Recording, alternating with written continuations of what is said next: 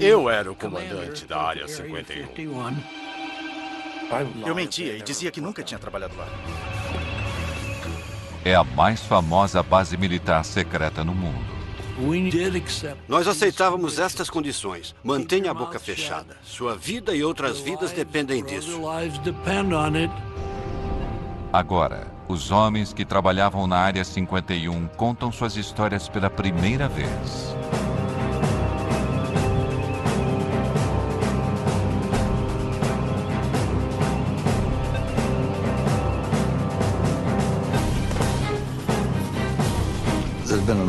Houve uma grande quantidade de informações erradas, alimentadas pela curiosidade natural das pessoas. Quem não sabe o que está acontecendo quer descobrir.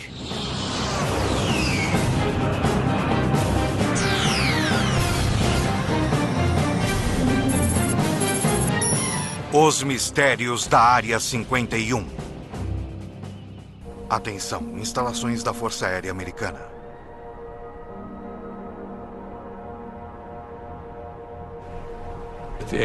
A CIA nunca admitiu e nunca irá admitir que existiu uma Área 51. Ponto final. Criada pela CIA em 1955 para desenvolver e testar os projetos militares mais secretos dos Estados Unidos, a Área 51 recebeu o nome de uma coordenada em um mapa. Embora oficialmente ela não exista, imagens atuais de satélite do deserto de Nevada mostram 7 pistas e mais de 25 hangares. Envolta em segredos, o acesso sempre foi muito restrito. Mas, finalmente, os primeiros programas que deram início a tudo estão sendo liberados e lembranças podem ser trazidas à luz.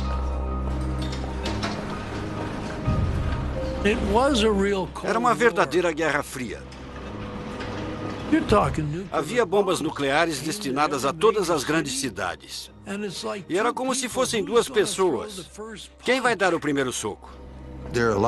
Muitas vezes, a democracia tem de dar lugar ao controle rigoroso dos militares para que se possa realizar algo que permita que seu país sobreviva. E era assim que todos pensávamos, imagino.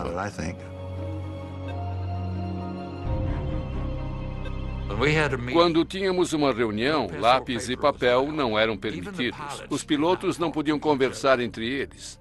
Nada era escrito. Ficava tudo em nossas cabeças.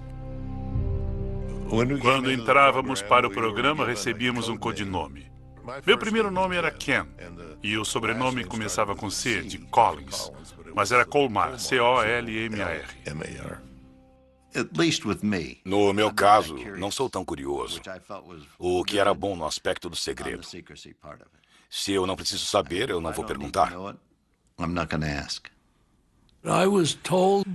Me disseram para não me incomodar com o que eu podia fazer, que eu estava liberado pelas mais altas autoridades em Washington. Eles tinham um mecanismo para saber o que eu estava fazendo, o que estava dizendo e para onde estava indo.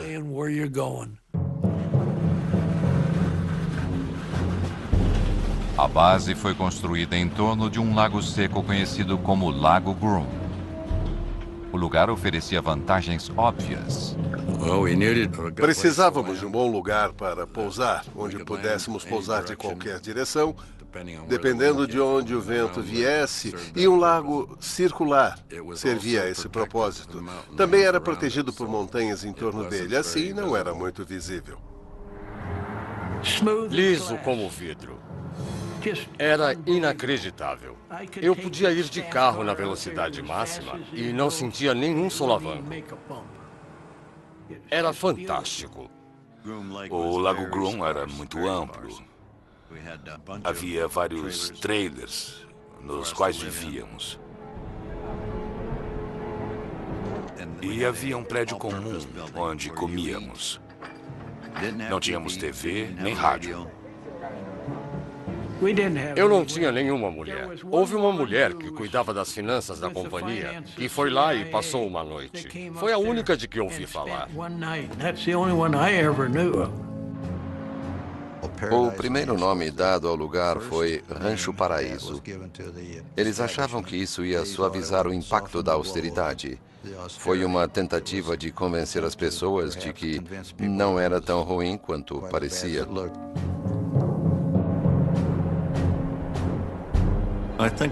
O encanto da Área 51 é que apenas tinha um trabalho a fazer. E que não fosse necessário, não ia para lá. Não ia querer ir para lá. Porque não era grande local de férias. Era um trabalho muito duro. A CIA precisava de um certo tipo de homem para trabalhar na Área 51. Optávamos por ser guerreiros silenciosos. As seletivas de segurança eliminavam as pessoas que gostavam de se exibir. Eu tinha recebido minha primeira credencial de segurança. E fui ao cinema, enquanto minha esposa foi fazer compras com minha mãe. Estava no meio do filme quando entrou uma mulher, uma jovem da minha idade. E no meio do filme, ela me perguntou se eu morava em Las Vegas, há quanto tempo morava em Las Vegas e o que eu fazia. Ela não gostou das respostas. Em meia hora, ela se levantou e saiu. Muitas vezes eu me pergunto há quanto tempo ela estava me seguindo, se estava me seguindo ou se era apenas uma das garotas de Las Vegas, à procura de um cliente. Nunca vou saber.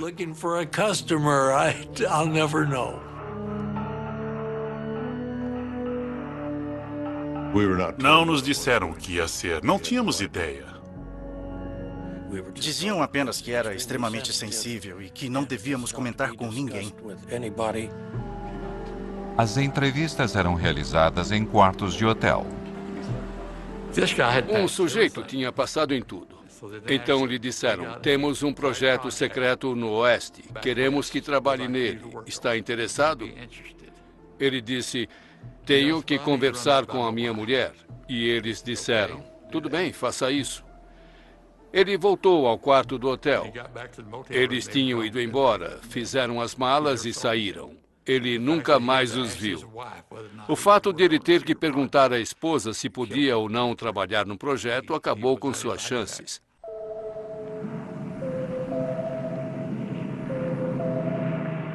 A Área 51 foi criada para um projeto ultra-secreto chamado Aquatone. Em 1955, homens da CIA, da Força Aérea e de uma divisão secreta da Lockheed vieram ao Rancho Paraíso para começar a trabalhar.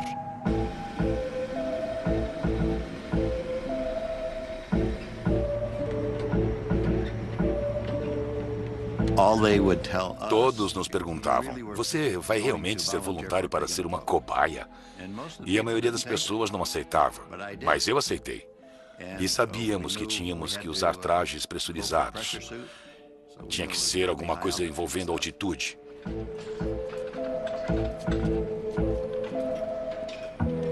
O sangue ferve acima de 15 mil metros sem pressurização. Então, se você perder a pressurização acima dessa altitude, o traje salva sua vida.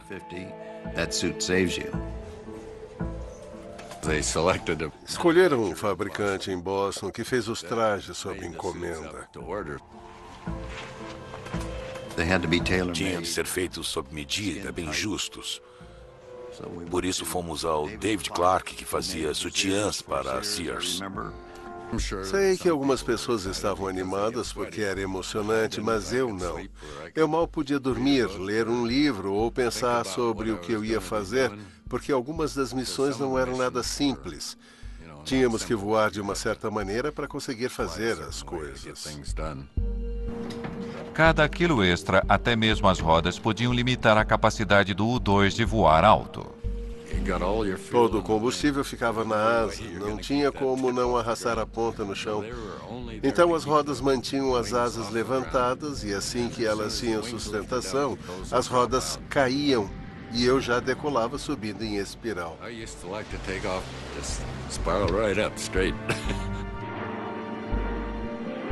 O governo dizia que o U-2 estava sendo usado para pesquisas climáticas. Essa era a nossa desculpa, um esquadrão de reconhecimento climático. Se não é um avião convencional, então o que será? O U-2 voava 3 vezes mais alto que aviões regulares e às vezes era visto por civis. Eu não tenho certeza, mas acho que vi o reflexo do sol numa janela de observação ou algum tipo de escotilha. Em meados da década de 1950, quando o interesse pela Guerra Fria e pelos OVNIs estavam no auge, Eu acho que era do espaço, mas amigável. o avião prateado às vezes criava confusões. Era pura liga de alumínio e parecíamos uma estrela brilhante lá em cima. Os pilotos eram orientados a negar tudo, até mesmo para os controladores de voo. Havia relatos de coisas voando bem alto. Eles podiam até ligar, mas não recebiam nenhuma informação, só desculpas. Sobrevoei a fronteira canadense. Um controlador de voo questionou a minha altitude. Ele foi bastante preciso, mas eu disse, não precisa calibrar seu equipamento. Não estou a essa altitude. Em 1957, voos secretos de U-2 eram a fonte de metade de todos os relatos de avistamentos de OVNIs, mas eles não eram nada, comparado ao que viria. Voltaremos a seguir com Semana Especial.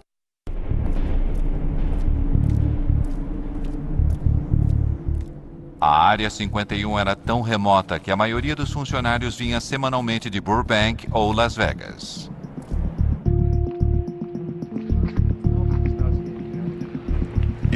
Minha família ainda estava dormindo quando eu acordava. Na segunda de manhã eu tinha que sair cedo para pegar o avião, que geralmente partia às 8 horas. Nunca sabíamos como seríamos levados até lá. Brincávamos dizendo que numa semana voávamos com bombas e na semana seguinte com galinhas. Não sabíamos o que estava no compartimento de carga do avião. Quando descíamos do avião, passávamos pela segurança e eles conferiam nossos crachás para garantir que éramos as pessoas certas. Faziam isso sempre. Tinha uma segurança muito boa. Gene Friedman se deslocava diariamente. Eu tinha 3 filhos. E na escola sempre se pergunta, o que seu pai faz? Eu dizia que consertava televisores. E a minha esposa ficava tão ocupada na criação dos filhos, em prepará-los para a escola, que ela não se interessava muito. E ela sabia que eu mexia muito com televisores.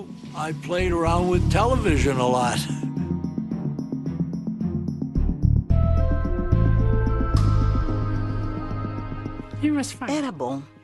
Tínhamos uma vida boa. Embora às vezes ele não voltasse para casa durante uma semana. Mas ele ligava, avisando que tinha que trabalhar. E as crianças, especialmente a minha filha, dizia, cadê o papai? Teve que fazer hora extra? Eu não sabia o que ele fazia. Era uma rotina estranha.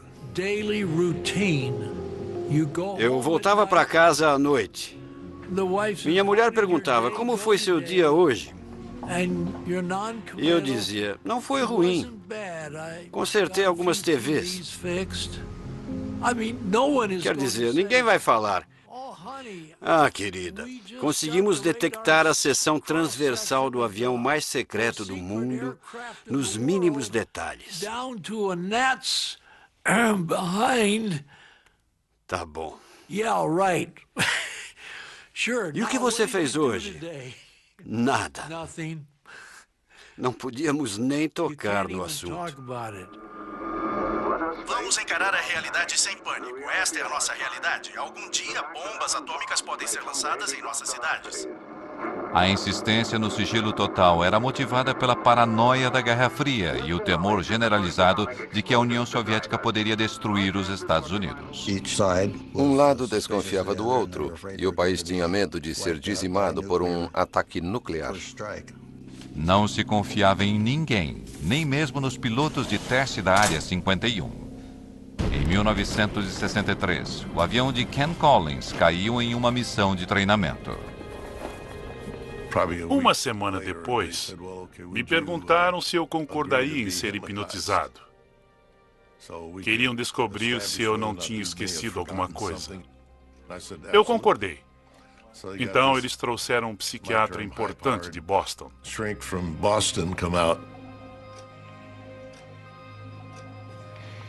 Mas ele não conseguiu me hipnotizar. Ele ficou sentado falando comigo normalmente e eu continuava sendo como sempre fui. E ele não conseguiu me hipnotizar. Uns dias depois, um cirurgião da Lockheed chamou e perguntou se eu permitiria que me aplicassem pentotal de sódio. Eu disse que sim, que faria sem problemas. Eu disse à minha esposa que estava indo para Lockheed trabalhar. E ela disse, é domingo, você nunca trabalha no domingo. Eu disse que era um dia especial e ela concordou. Às 6 da tarde, eles me levaram para casa e eu ainda estava sob a influência do pentotal de sódio. Eles me puseram na cadeira da sala de estar, se despediram e saíram. Não falaram nada para minha esposa. Tinham levado meu carro, deram a chave. Ela ficou uma fera. Pensou que eu estava bebendo com os caras. Mas no fim concluíram que tudo que eu tinha dito era verdade.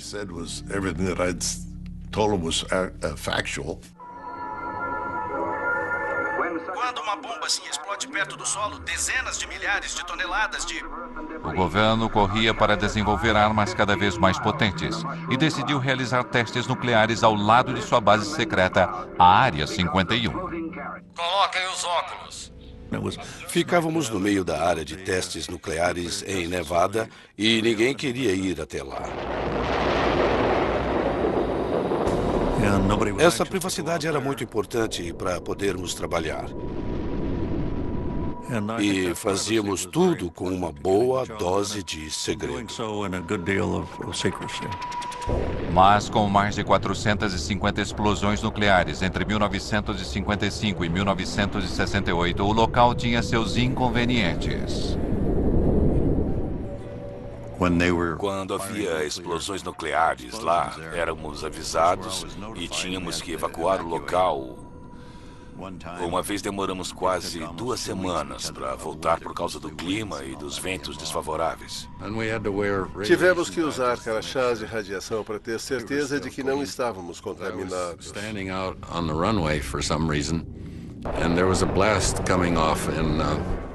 Eu estava na pista de decolagem e houve uma explosão em Yucca Flats e eu vi ondas no solo vindo na minha direção. O solo subia e descia, foi uma explosão subterrânea. Era inacreditável ver aqueles círculos no chão.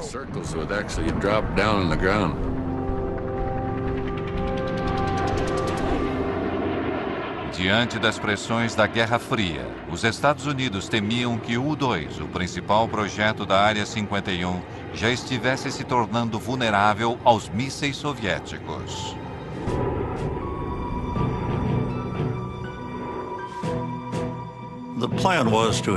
O plano era ter uma aeronave tripulada sucessora do U-2, com menor vulnerabilidade e maior capacidade. Pouquíssimas pessoas na CIA sabiam disso. No final dos anos 50, a Área 51 tinha um novo projeto ultra secreto. Em 1958, comecei a trabalhar no que era chamado de Oxcart. Em 1960, me avisaram que eu tinha sido selecionado para uma espécie de programa de astronauta. Era uma aeronave que propusemos à CIA, que iria voar em altitudes muito elevadas, cerca de 27 quilômetros de altitude. A intenção inicial era voar o mais rápido e o mais alto possível, dificultando ao máximo a detecção de radares. Voávamos tão rápido que, se você estivesse na Califórnia, voando no sentido norte-sul, e fizesse uma curva naquela velocidade e naquela altitude, Não ia continuar no estado da Califórnia. Era tão rápido que você sairia do estado. Durante a Guerra Fria, informações eram tão poderosas quanto armas. O Oxycart deveria ser a grande ferramenta de espionagem americana. O primeiro avião invisível do mundo voaria mais alto e mais rápido que um míssil. Milhares trabalharam no projeto do avião nas instalações da Lockheed em Burbank, na Califórnia.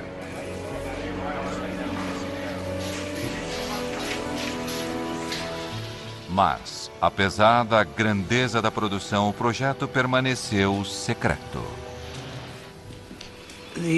O Oxcart tinha um grau de segurança próprio e era o mais alto possível. A aeronave precisava suportar as temperaturas geradas pelo atrito do ar durante um voo através da atmosfera a 3.200 km por hora. O Oxcart tinha 93% de titânio, um material que nunca tinha sido usado num avião.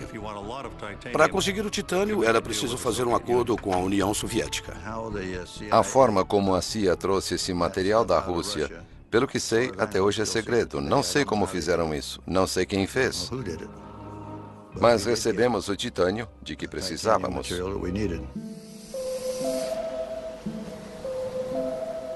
Quando o protótipo do Oxcart ficou pronto, o governo precisava levá-lo da linha de produção na Califórnia até a Área 51.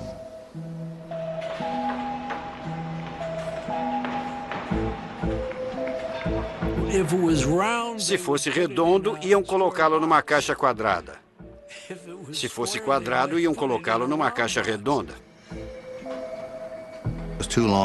Era muito longo e as asas muito grandes. Assim, as partes foram separadas e levadas de Burbank até o Lago Groom. Ninguém quer uma carreta larga numa estrada movimentada. Então, era feito sorrateiramente, quando não tinha ninguém por perto.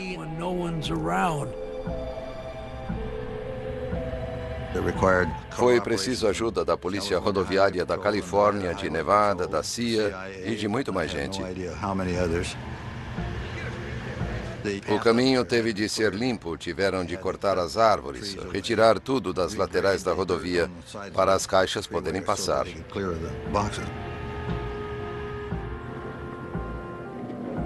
Eles não podiam saber o que estava nas caixas, mas tinham de saber que era uma coisa que tinha de ser protegida e mantida em segredo. Foi uma operação bem grande para levá-lo até o Lago Groom.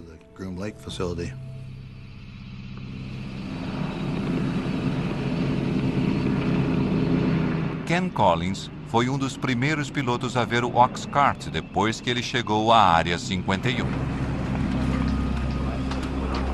Eu fui até lá. O oficial de operações estava lá e me perguntou se eu gostaria de ver o que ia pilotar.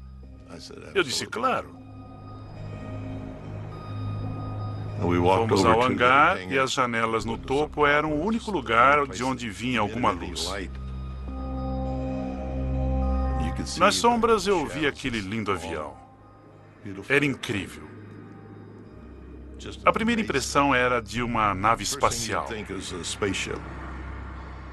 Voltaremos a seguir com Semana Especial Invasão Extraterrestre no Nat Geo. Dentro da Área 51, cerca de 2.000 trabalhadores tinham um único objetivo: concluir o mais recente projeto secreto. Tinha muitas coisas que as pessoas não precisavam saber. É por esse motivo que existia tanta mística em torno da Área 51. Eles não sabiam o que estava acontecendo.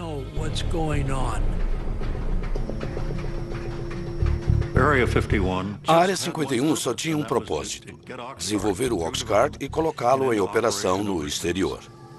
As informações sobre o Oxcart permaneceram confidenciais durante décadas. Seu sucessor, o icônico SR-71 Blackbird, é muito mais conhecido. Mas atualmente, detalhes sobre o Oxcart finalmente estão sendo revelados.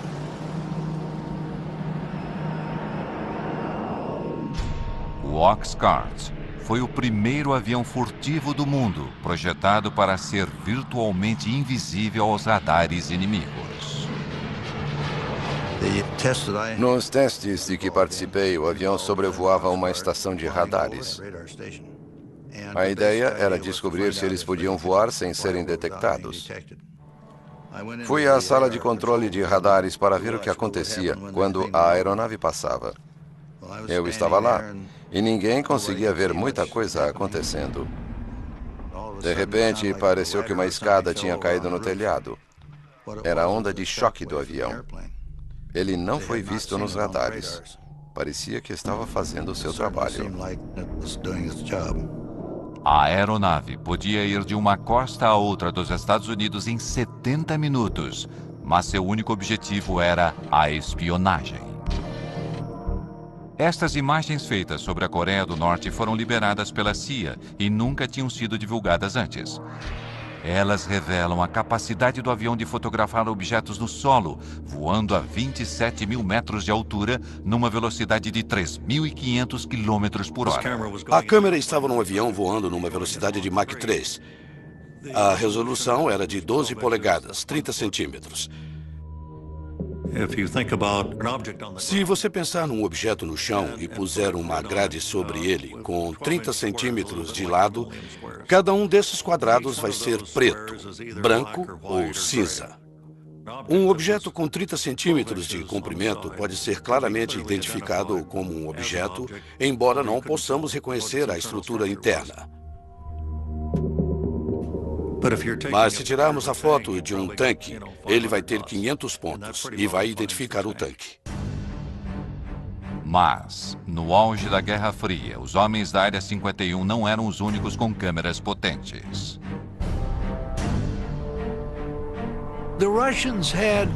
Os russos tinham de 4 a 6 do que chamávamos de latas de cinzas. Tínhamos uma estação de monitoramento de satélites e éramos avisados do momento em que o satélite deveria passar. Quando se aproximavam da nossa região, fechávamos tudo. Tínhamos galpões de emergência. Se um avião estivesse a céu aberto quando o satélite estivesse se aproximando, era rapidamente levado para esses edifícios. Mas, às vezes, um modelo do Oxcart era colocado sobre um pilar para que suas propriedades furtivas pudessem ser testadas. E com os soviéticos espionando do alto, isso representava um problema. Era muito difícil disfarçar um avião em cima de um poste quando o satélite passava. O pessoal da segurança não queria que eles vissem. Não tínhamos outra opção a não ser tirar a maquete de lá e colocá-la no hangar. E depois colocá-la de volta no lugar.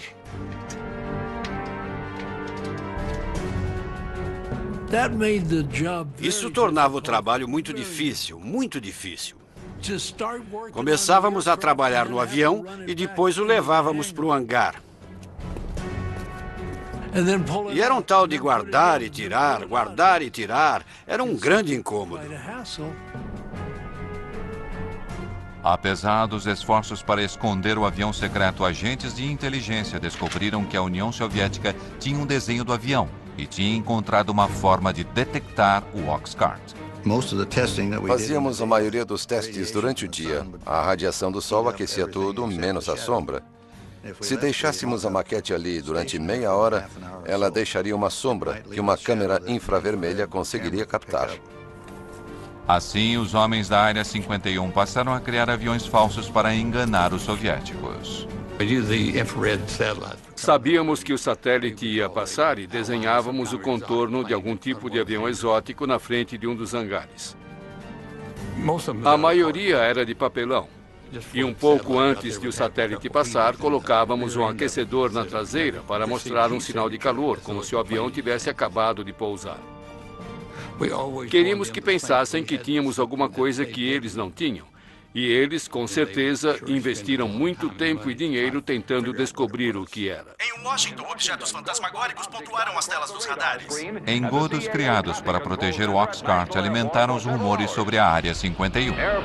Caças passaram várias horas perseguindo os objetos vistos no radar. Realizamos 2.850 missões partindo da Área 51 sem que ninguém soubesse. O avião não existia e, naturalmente, dependendo da luz do sol, era visível e acabava se tornando um avistamento de OVNI. O general Sandford, diretor de inteligência da Força Aérea, confirmou que os objetos não são armas secretas americanas e afirmou que a Força Aérea vai investigar. Isso foi na época em que a Força Aérea conduzia o projeto Blue Book, investigando os avistamentos de OVNIs. Eles começam a investigar e, de repente, encontram uma parede de segurança. Disseram que era uma missão ultra secreta, tinham que inventar uma história e esquecer que aquilo tinha acontecido. Recebemos e analisamos entre 1.000 e 2.000 relatórios. Assim, os pobres coitados do projeto Blue Book tiveram que inventar uma história para explicar os avistamentos. Com todo respeito à Força Aérea, acredito que alguns deles sejam de origem interplanetária. Os controladores de tráfego aéreo tiveram de ser alertados para não relatarem algo se movendo tão rápido no espaço aéreo americano para não alarmar as pessoas. Os pilotos comerciais criavam problemas. Eles viam a aeronave subindo, chegando a 24.000 metros. E os aviões comerciais estavam a 12. E eles entravam em contato com o solo e falavam feito desesperados. Mas eles viam. E os passageiros viam. O FBI ia até o aeroporto em que pousavam e os faziam assinar um documento para não revelar o que tinham acabado de ver. Mas acontecia um desastre na Área 51. A máquina de acobertamento era acionada.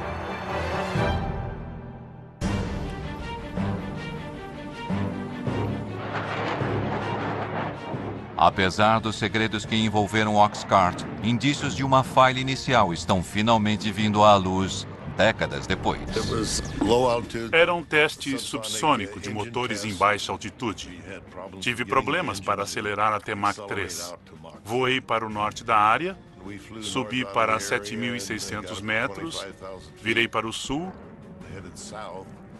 e comecei a entrar nas nuvens. Alguma coisa não estava certa. O avião embicou, ficou invertido e entrou em espiral.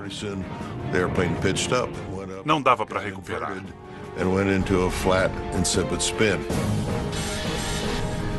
Então achei melhor ejetar. Foi o que eu fiz. Ejetei para baixo porque eu estava de cabeça para baixo. Ken tomou a decisão certa e ejetou. A única coisa que pensei foi que eu odiei ter que abandonar um avião tão bom.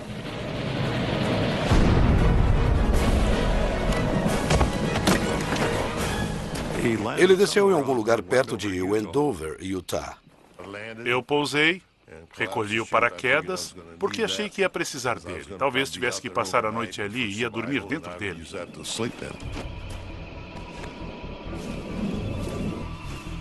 Minha lista de checagem tinha se espalhado. Comecei a recolher algumas das páginas, eram todas confidenciais e tinham o carimbo de secreto. Tudo que eu consegui recolher eu pus no bolso. Passou uma picape no deserto e tinha 3 homens nela.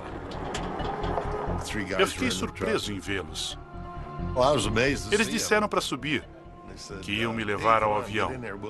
Eu disse, não, é um F-105. Essa era a história que contávamos. Eu disse, tem uma arma nuclear a bordo. Eles disseram, é melhor você subir, vamos embora, não vamos ficar. Então entrei na frente com eles. Ficamos em 4 pessoas lá dentro.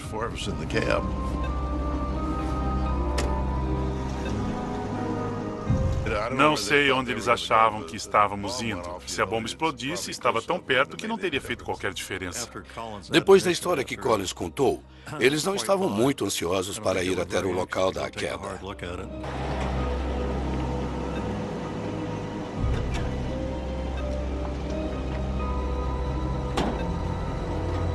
Tínhamos um número de telefone para essas emergências. Fiz uma chamada rápida. Me identifiquei, só precisavam saber disso e eu lhes disse onde estava.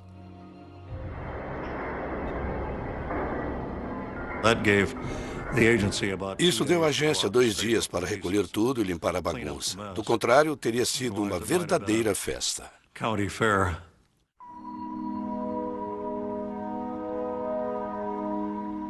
Esta é a primeira vez que fotos do esforço do governo para limpar o local do acidente são reveladas.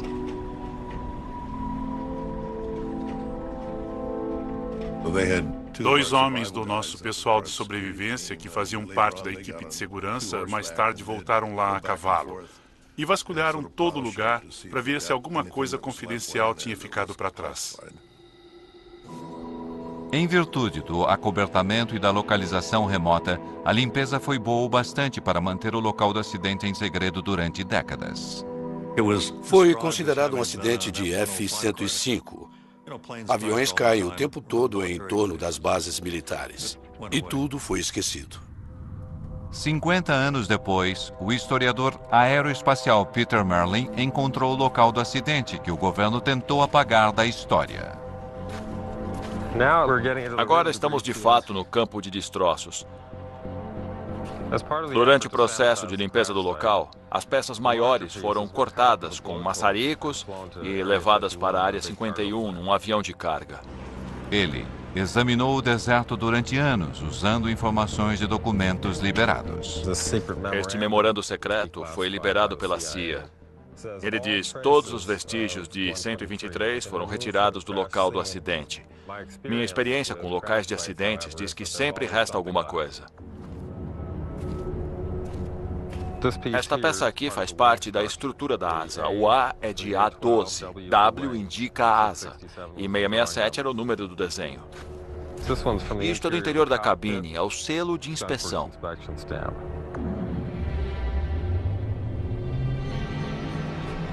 Esta é a cratera do impacto. Tem titânio em todo lugar. Nossa, é um pedaço grande. É um titânio bem espesso. A fuselagem atingiu o solo bem aqui, nos dois lados. Há uma depressão causada pelos motores. Uma bem aqui.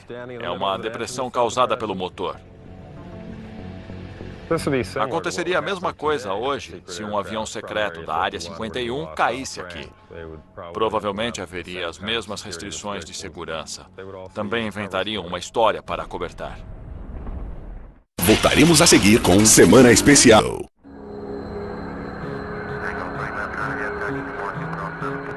Aeroporto McCarran, Las Vegas. Dias de hoje. Um hangar particular para jatos não identificados.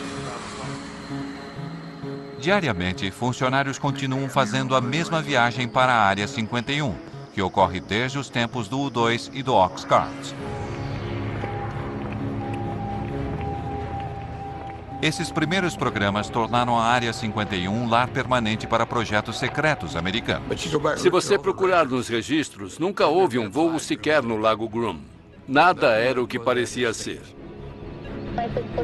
Voo 963, liberado para decolar. E o mistério continua até hoje. O orçamento militar anual para projetos secretos militares é de 41 bilhões de euros. O nível mais alto na história dos Estados Unidos. Mas nem mesmo aqueles que já sacrificaram tanto pela Área 51 conhecem os segredos. Gostaria de saber o que estão fazendo, mas não sei. Ouvi falar até que a Área 51 serve de acobertamento para uma área muito mais secreta. Eu não sei. Também não posso confirmar isso. Não tenho ideia. Gostaria de saber. O sigilo e os acobertamentos continuam alimentando os rumores. Há muitas situações que as pessoas não podem saber que não são verdadeiras. Por isso existe uma grande quantidade de informações falsas alimentadas pela curiosidade natural das pessoas. Se você não sabe o que está acontecendo, quer descobrir.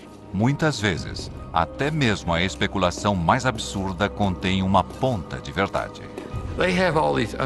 Dizem que existem câmaras subterrâneas lá, túneis que vão até Las Vegas. E não existe absolutamente nada disso.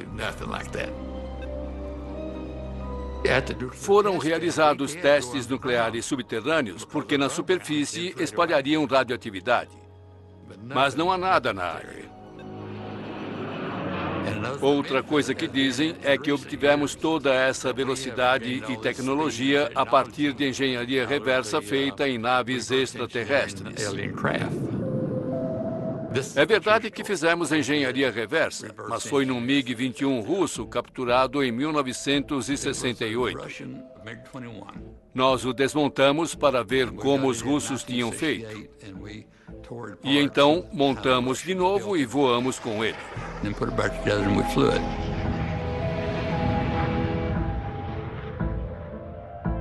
Até mesmo a teoria da conspiração de que o governo encenou o pouso na Lua na Área 51 tem um certo fundamento.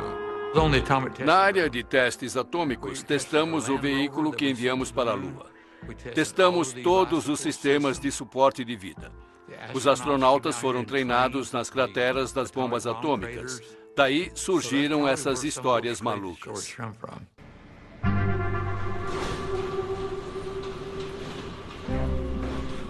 Quando as pessoas se inscreviam para os projetos do Oxcart ou do U-2, sabiam que isso talvez nunca fosse revelado. Basicamente, estavam dizendo: ei, olha, é um segredo de família e estamos dispostos a ir para o túmulo com ele. Foi uma honra muito grande ter um trabalho com tanta confiança depositada em mim, em nome do país.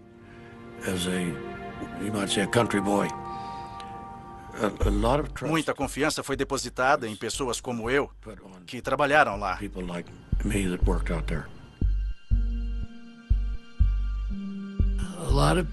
Muitas pessoas dedicaram suas vidas. Algumas famílias se separaram.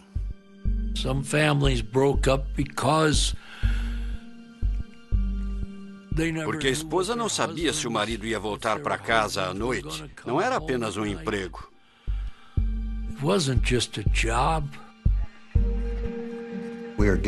Tínhamos de realizar algumas tarefas. Acreditávamos nisso, fazíamos o melhor possível. Fico feliz com o resultado. Mas quando se trata do que aconteceu na Área 51, a única certeza que temos é a de que nunca saberemos de tudo. Estou contando uns 5% do que aconteceu. Só contei uma parte da história, sério. Tenho que ser sincero. Versão Marshmallow São Paulo.